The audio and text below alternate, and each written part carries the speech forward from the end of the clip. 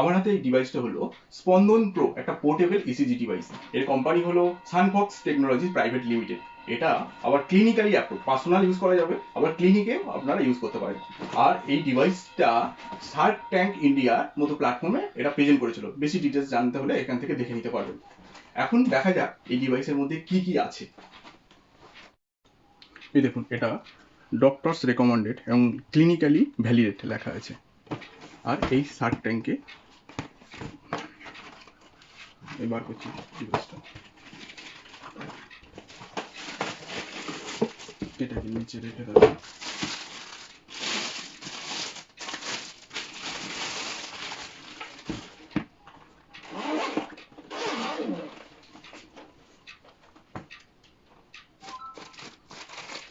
এগুলো হলো লিড, এটি 12 লিডের ডিভাইস, তার থেকে 10 লিড আছে।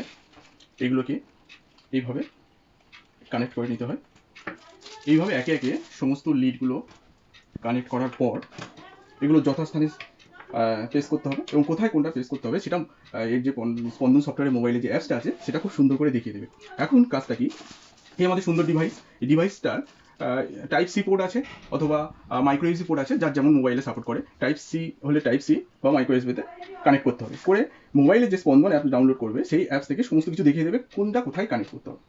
এখন দেখে নেওয়া যাক মোবাইলে স্পন্দন অ্যাপ্লিকেশনটি ওপেন করে ইউএসবি টাইপ সি অথবা মাইক্রো ইউএসবি কানেক্ট করার পর এখানে একটা পপ আপ দেখা দেবে।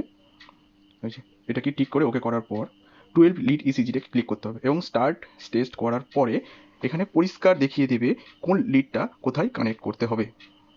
বলিনি এর সঙ্গে একটা ইউএসজি জেল আপনারা পেয়ে যাবেন ছোট্ট করে, তো সেটা জেল লাগানোর পরে এই লিডগুলো কানেক্ট করতে হবে এবং প্রত্যেকটি লিডের গায়ে নাম্বার দেওয়া আছে, সেই অনুযায়ী আপনি কানেক্ট করবেন। ডিভাইসটার আমার পছন্দের একটি কারণ হলো এটা আপনারা নিজেরাই বাড়িতে করতে পারবেন, কোনো ইসিজি এক্সপার্টের দরকার নেই। এবারে যদি আপনারা ডক্টরের রেকমেন্ডেড রিপোর্ট চান, তার জন্য স্পন্দন অ্যাপে যে এই রিপোর্টটা জেনারেট হবে সেটা ডক্টরসকে পাঠালে ডক্টর সেটা ভেরিফাই করে আপনাদের পাঠাবে। সেক্ষেত্রে রিপোর্ট দেওয়ার ক্ষেত্রেও কোনো প্রবলেম হবে না এবং সেটা ক্লিনিক্যালি ভ্যালিডেট। সবসময় যে ডক্টর থেকে আপনাদের রিপোর্ট নিতে হবে তার কোনো কারণ নেই, কারণ এখানে আপনি একটা এআই জেনারেটেড ইন্টারপ্রিটেশন ডিটেলস পেয়ে যাবেন এবং যেখানে আপনার দেখতে পাবেন হার্টের লো রিস্ক কি মডারেট কি হাই রিস্ক সেটা দেখতে পাবেন। এছাড়া এখানে ফুল গ্রাফ দেখতে পাবেন আপনারা, যেগুলো দেখে আপনার একটা আইডিয়া হয়ে যাবে আপনার হার্টের কন্ডিশন কেমন আছে। এই ডিভাইসে ইসিজির সাথে সাথে হার্ট রিস্ক ক্যালকুলেট করতে পারবেন, এছাড়াও লাইভ মনিটরিং আপনারা করতে পারবেন।